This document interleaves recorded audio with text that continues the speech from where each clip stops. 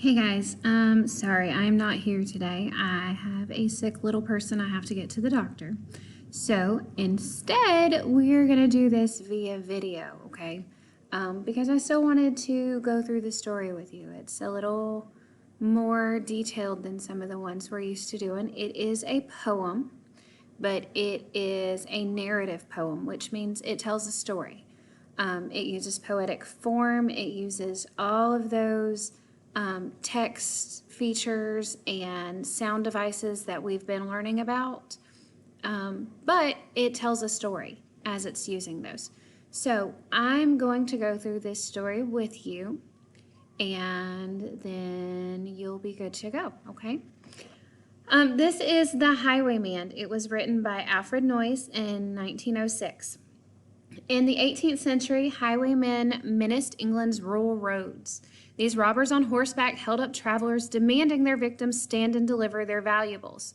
Okay, so what does that mean? That means that roads in England in the 18th century, that's the 1700s, were extremely dangerous. You did not travel them at night. If you were a female, you did not travel them alone.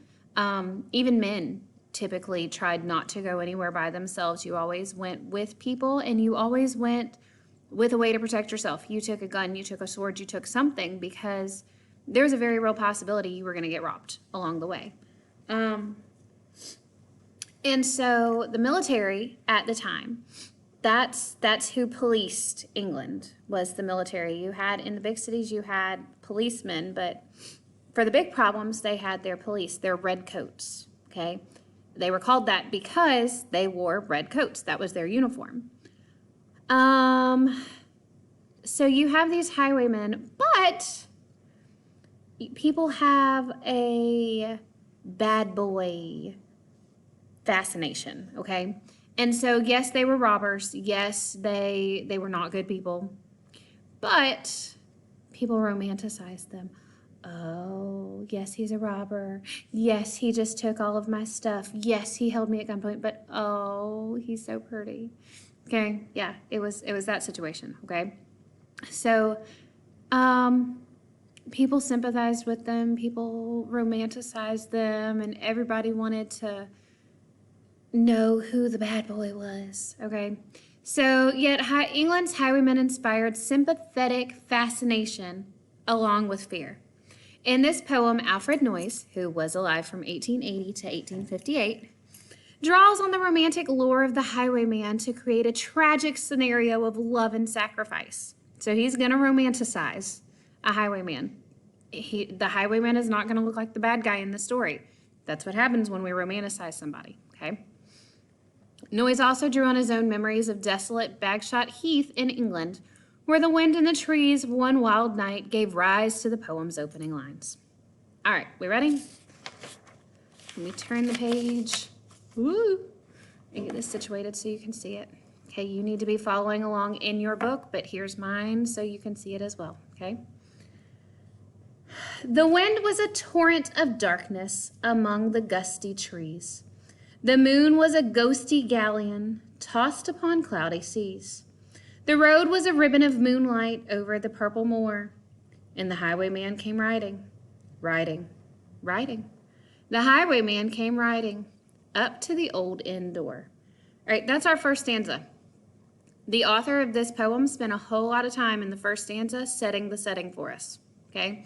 So we know that it is nighttime. We know that the moon is shining brightly on the road, that ribbon of moonlight. That's the light on the road. It looks like a ribbon coming down. You can see it very clearly. A ghosty galleon. A galleon is a Spanish warship. So the moon was a ghosty galleon. It looks like it's floating through the sky, coming along.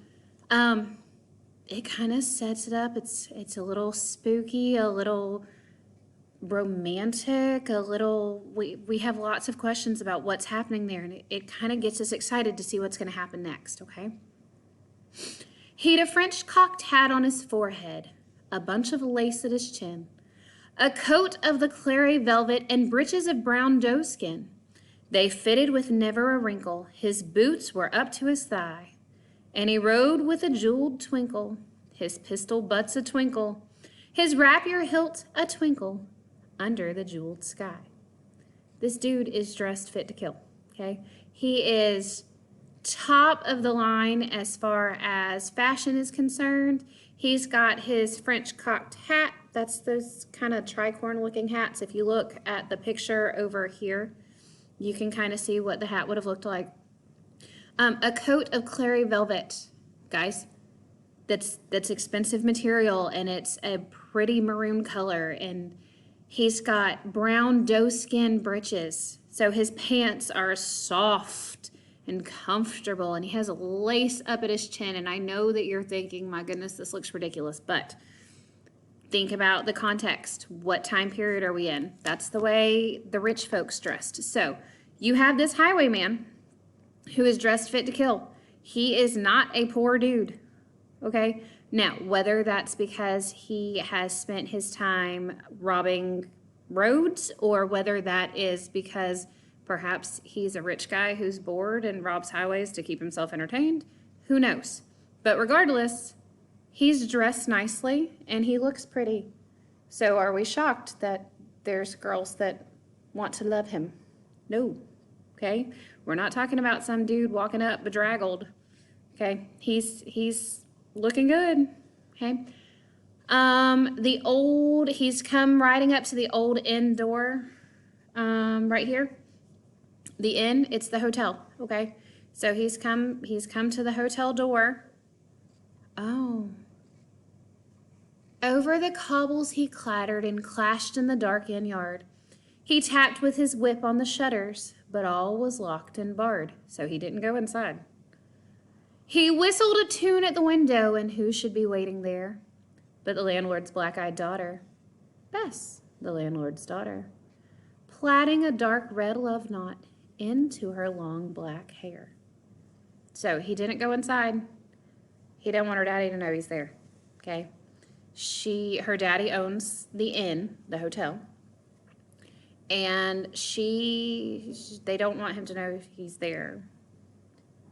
Obviously, I don't know too many daddies who would be thrilled that their daughter was in love with a highwayman. So he knocked on her window, and then he whistled a tune, and she opened the shutter to see him there. Okay. And dark in the dark old inn yard, a stable wicket creaked, where Tim the ostler listened. His face was white and peaked. Miss Esmont, would you please go to the front office? Miss Esmont, please go to the front office. His eyes were hollows of madness, and his hair was like moldy hay. But he loved the landlord's daughter, the landlord's red-lipped daughter. Dumb as a dog, he listened, and he heard the robber say, all right, so we've got the highwayman, and we've got Bess. The highwayman's there to see Bess, the landlord's daughter. But in the shadows, you've got the ostler. An ostler is someone who takes care of the horses. So he's most likely an employee of the inn, works for her daddy, and he's apparently not much to look at. His face was white and peaked, so he's real pale and he looks sick. And his hair is gross, like moldy hay. But he's got a thing for the landlord's daughter too. And he's in the shadows, listening to what's happening. How do we think he's feeling right now? Okay, stop and put yourself in Tim's shoes. How is he feeling about the situation? What can he do about the situation? Keep that thought in mind. One kiss, my bonny sweetheart, I'm after a prize tonight, but I shall be back in the yellow gold before the morning light. Yet if they press me sharply and harry me through the day, then look for me by moonlight. Watch for me by moonlight. I'll come to thee by moonlight, though hell should bar the way. So, I'm going. I'm going to do what I do. What's a highwayman do, guys? I'll be back with the yellow gold. So I'm planning on having a successful night before the morning light. But if they press me and if they harry me, okay, what does he mean by that? He means if they chase me. So I'm trying to get away, and I can't. I have to lead them on a journey to try to escape from them. I'm going to escape. Don't worry. I'll be back. I'll be back. It just might take me a little while because I got to lose them, okay? They're tailing me. I have to lose them. Don't worry. If I don't get back in the morning, I'll be back. Don't you worry. Okay, so he's promising her, I'll come to thee by moonlight. Look for me by moonlight. Watch for me by moonlight. I'll come to thee by moonlight, though hell should bar the way.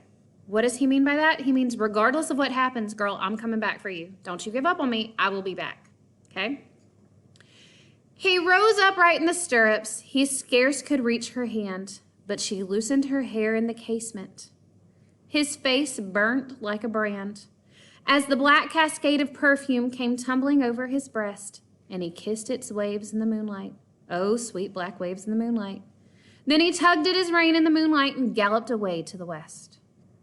So he stood up in the stirrups of his horse and his saddle, and she leaned down out of the casement. A casement is a window, the window frame. She's leaning down out of the window. Her hair has now come undone. That is the wave, the black cascade, kissed its waves. So he's reaching up and he's kissing her hair. He might not be able to reach her lips, guys, okay? Windows, they're kind of high. All right. Part 2. He did not come in the dawning, he did not come at noon, and out of the tawny sunset, before the rise of the moon, when the road was a gypsy's ribbon, looping the purple moor, a redcoat troop came marching, marching, marching. King George's men came marching up to the old inn door. We got soldiers showing up. They said no word to the landlord, they drank his ale instead. But they gagged his daughter and bound her to the foot of her narrow bed. 2 of them knelt at her casement with muskets at their side. There was death at every window, and hell at one dark window. For Bess could see through her casement the road that he would ride. So these soldiers came in. Didn't say a word to her. Didn't say a word to her daddy. They came in. They drank the ale. Guys, ale is beer. Yes, it is. In England, in Europe, drinking beer was nothing special. To them, it was like drinking a soda, okay? So they came in. They drank his beer, what would amount to our soda. And then they gagged his daughter, and they tied her up at the foot of her bed, facing the window, facing the casement. And they have 2 soldiers knelt down on either side of that casement. What do you think they're going to do? What does it sound like the plan is here? We're using her as bait. They know the highwayman is coming. How could they possibly know the highwayman is coming? What might have given him away? Ooh, stop and think about that for a minute. They had tied her up to attention with many a sniggering jest. They had bound a musket beside her with the muzzle beneath her breast. Now keep good watch. And they kissed her. She heard the doomed man say, look for me by moonlight. Watch for me by moonlight. I'll come to thee by moonlight, though hell should bar the way. They've tied her up to attention. Think of a soldier at attention. You're standing with your arms by your side, up straight and tall, in the window, so that anybody walking down the road can see her. And they're making fun of her. A sniggering jest. A jest is a joke. When you snigger, you're making rude remarks in a very unpleasant tone of voice. It's awful to hear, okay? They're like, now keep good watch. Watch what happens. Okay? That's kind of what's happening here. They're not being nice to her. Why are they not being nice to her? Oh, she's dating a highwayman. She's aiding and abetting a criminal. Look here. Look for me by moonlight. Watch for me by moonlight. Why are those words italicized? Well, she heard the doomed man say. Is anybody actually talking right now? No. She's remembering. The highwayman said that. So because she is remembering it, she's hearing it in her head, they italicize the words on paper to signify that, okay? She twisted her hands behind her, but all the knots held good. She writhed her hands till her fingers were wet with sweat and blood. They stretched and strained in the darkness, and the hours crawled by like years. Till now, on the stroke of midnight, cold on the stroke of midnight, the tip of one finger touched it. The trigger at last was hers. So she's working her hands in the ropes until she finally gets one finger on the trigger of that gun. Now remember, they said they put the gun with the muzzle at her breast, so that gun is literally pointed right at her chest. It's straight up and down. She's got her finger on the trigger over at the side, but the barrel of the gun is up here. The tip of one finger touched it. She strove no more for the rest. Up she stood up to attention with the muzzle beneath her breast. She would not risk their hearing. She would not strive again. For the road lay bare in the moonlight, blank and bare in the moonlight, and the blood of her veins in the moonlight throbbed to her love's refrain. So she's got one finger on the barrel and she stops there. She doesn't want to give herself away. She doesn't want them to know that she's doing anything. Tlot, tlot, tlot, tlot. Had they heard it? The horse hooves ringing clear. Tlot, tlot in the distance. Were they deaf that they did not hear? Down the ribbon of moonlight, over the brow of the hill, the highwayman came riding, riding, riding. The redcoats looked to their priming. She stood up, straight and still. Everybody hears him coming. They're all just waiting.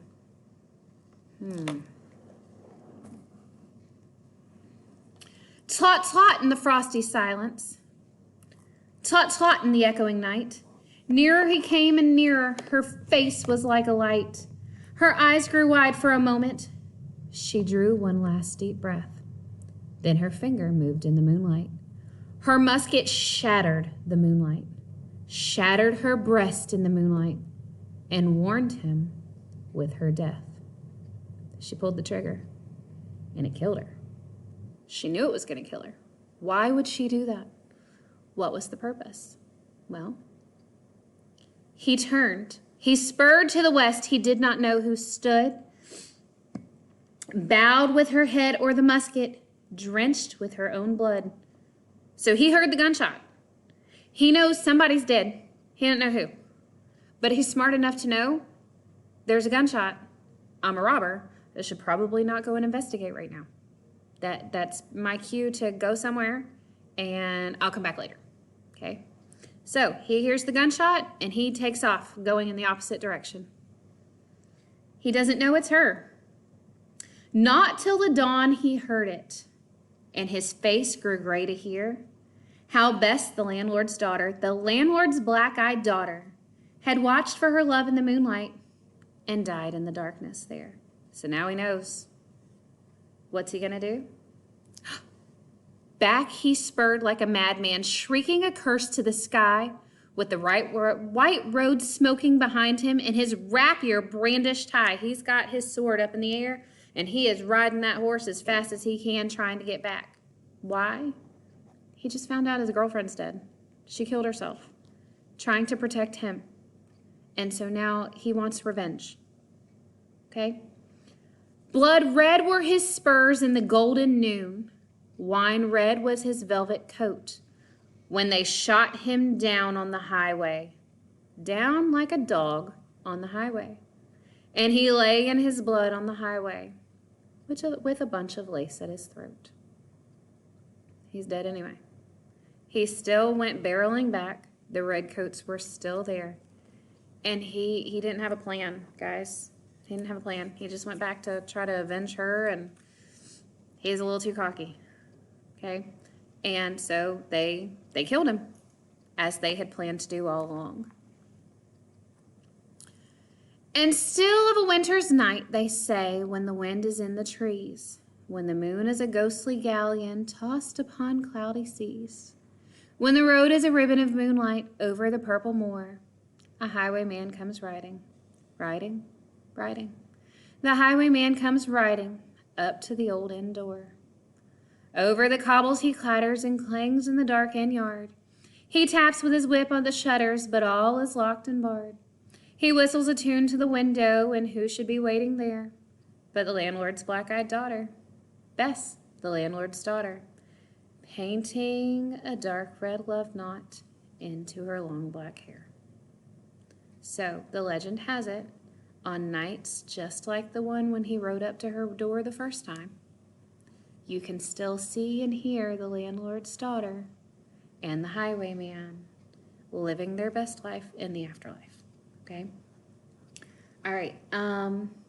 Depending on how much time there is left in class, you can go ahead and start the quiz now, or you can wait and do it as your bell ringer tomorrow. If you do not start the quiz now, I should see you either working on your study island or working on your iReady. This is not free time. If you want to go ahead and start on the quiz, you're welcome to do that as well. This quiz does need to be done by the middle of class tomorrow, so plan accordingly. It's only 5 questions, and it's pretty easy. This should be an easy A. But there you go. All right. I will see you guys tomorrow. Have a good day.